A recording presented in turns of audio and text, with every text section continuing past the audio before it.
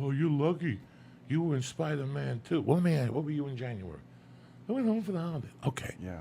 January 4th. I know. I have friends that want to be comedians, and then I'm like, dude, hey, come with me on Saturday. You'll do a guest set. And they're like, oh, I got to go to a birthday party. Are you fucking Are you fucking kidding me? On a set? Yeah, this is so. No. I don't. I think one of the biggest arguments I ever got into about this, and God bless his soul, I love the deal. He was Maryland, because they would call me and whine. They don't have this. They don't have this. They don't have this. And then they say how lucky you are. And I go, where were you Sunday night? Well, I stayed home. I'm not going to go to the comedy store. They won't put me up on. Where were you Monday night? I was at Jay Davies's bombing and at the Laugh Factory bombing. Where were you? Well, my foot hurt. Where were you Tuesday? It's all about, and when you're an independent contractor, you cannot fall behind. Like I'm an independent contractor. I tell people every week on the first of the month, we're all equal. We're all broke. We got to start from scratch, and you got to look at your book. You ever look at your book and go, yeah, there ain't nothing on this fucking book. And what do? You start emailing people. Yep. You start licking some envelopes, sending out some headshots. Hey, man, how's your podcast going? Yeah. How's this going? Whatever. And all of a sudden, you're generating. You're putting shit into the energy. D'Agostino's a phone salesman. Yeah. And I told him, D'Agostino, if you stick with this, you're going to make a ton of loot. He's starting to make loot over there. It's 5 hours a day. He's pulling down $21 an hour. Wow. Because he hits the bone. I told him, everybody's going to go there. In America, everybody's going to go there. They're going to give it 3 weeks. Right. Not the 3 weeks. I ain't making no money. And they go right back to what they're doing again. The smart people, and I wasn't one of the smart people. That's why I'm saying this.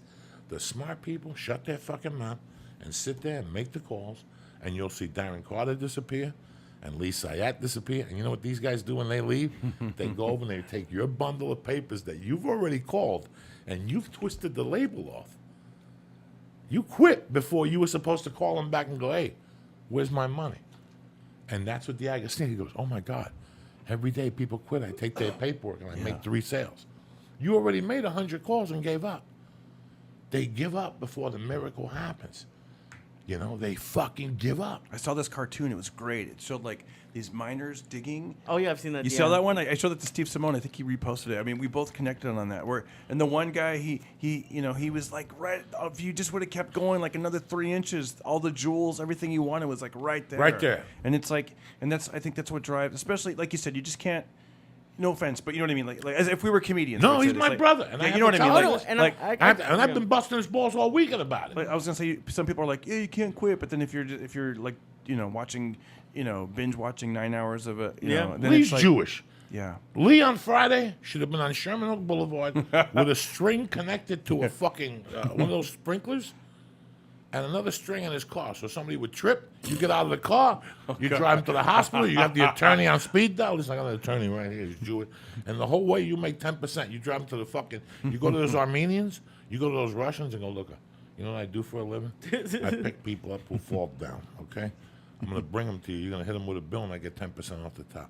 And you collect all the way through. The Armenians, the insurance, and the people. Listen, I take you right to the airport. I took care of you. You were fucking lying there crying. At least give me 10 points for the fruits of my labor. A little gas money, let me wet my beak. And next thing you know, you're making 30% a day. You're not going to get paid right away. But in a year from now, who's going to have more money than Lee Syatt? You're going to be connected to every attorney. He's going to be giving you back. That's what Jews do. Jews create shit. Can you imagine that tying a string around a water sprinkler to your car and people trip over it? That's a Jew mind. That's hilarious. You think that guy is worried about the pink or the red is the new black? He don't give a fuck. He's looking for people to trip and fall. He knows if 6 people fall, he's taking 3 of those. He's 50%. He's batting 50% for the day. Jews work on percentages. They're geniuses. That's hysterical. No, you always told me to How do you call come up with companies. this stuff? I have no idea. Yeah. You told me to call This is companies. what Jews do. I grew up with hard-hitting, Jesus-killing Jews. That's what they do. That's what they do. And I ain't mad at them. Because if these guys started a school on how to make a living, this country, everybody would be working. Everybody would be fucking halfway rich. Because these guys are relentless. Relentless. Can you imagine tying a string and waiting there? You know 8 people are going to fall. You're in for 4 of them. You think people really do that? They do, huh? Dog, I used to hang out with Cy Lawrence. This is what he did. He made a living fucking falling and setting people up in supermarkets, buses. He loved buses. When a bus, he would get a car to go up next to the bus and cut it off so the bus would. Are you fucking kidding me, guys? This is old Jew mind. This is how you make a living. You get 10 of those guys in 2 weeks. Let's say each of them get 30,000. You get 10%, $3,000. You got 10 guys falling for you every other week. Yeah, but I'd be the asshole who did it once and did it to an undercover cop or something. No, fuck the cops. They fall too. You're always looking for a fucking 10%er. Darren Carter, talk to me. Can you imagine if you did that? You did the string, someone falls, and then they want to fight you. You're like, Oh, absolutely. You go to pickle juice, Yeah. and you drop it in the supermarket. Pickle juice is slippery as fuck. bam, and then They know it. Yeah. And before somebody could say clean up on aisle 4, this is how you do it. So you would go in, you take the pickle juice, drop it, and Lee would be on the corner. And it would have to, like, Lee would walk down, and you would walk down. As soon as you told the lady, hey, somebody dropped the pickle juice in aisle 4, you'd hear, whoops, ba-ba-ba-ba. And there you go. By the time they say clean up aisle 4, before they could even get there with the mop, Lee slips, he falls. Now we call 911. Are you okay? Yeah, I can get it. Oh, no. Oh, my God, what's my name? Right there. What's my name? That's 100,000. What's my name? What's my name? You always told me to say, did I pass Did out? I pass out? Every word. That's a Did beauty. I pass out? Did Who's I the pass president? out? That's it. Who's What the year is president? it? What year is this? And all of a sudden they take you to the hospital. You go to the hospital. They say they want to take you. They haven't found nothing, but you got headaches.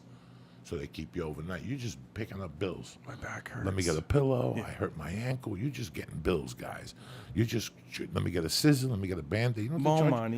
You know what they charge you for a Band-Aid in the hospital? $8 for one Band-Aid. You get 10 of them. That's $80. Don't worry about nothing. You just clock it into your job. Your job is to draw the bills. The next day you get out, immediately you get a neck brace. You put that's the Jewish gold chain. There's a neck brace, okay? When you see a real Jew, he ain't got no gold chain. He got a neck brace, okay? When you see an old school Jew with a neck brace, you're like, that motherfucker is fucking dangerous. He puts that neck brace on. That neck brace never comes off. That neck brace alone is worth $100,000. I knew a guy like this. Yes! Everyone you're describing, it just came to me. It's like there was a guy, I lived in San Diego for a year, and he made most of his stuff. He made No, you didn't. Yes, he did. I did. He made most of his. This guy made most of his stuff. He goes, look at all my furniture. Look at all this stuff. He won it either on game shows or weird lawsuits. Yeah, and he at the time he said he was going. He was something about ulcers, and he goes because it doesn't say it on the Tylenol, so he wanted to sue Tylenol.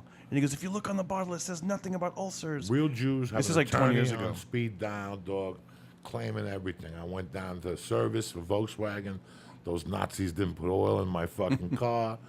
Lee, you have 1,000 lawsuits, and you're sitting there like a fucking bump in a log complaining you ate large for taxes. We gotta fucking get you working if you're gonna be a Jew out here. I had never thought of the sprinkler. Oh my God, that's old school. We're going in like fucking Marines. You understand me? Welcome to church, motherfucker.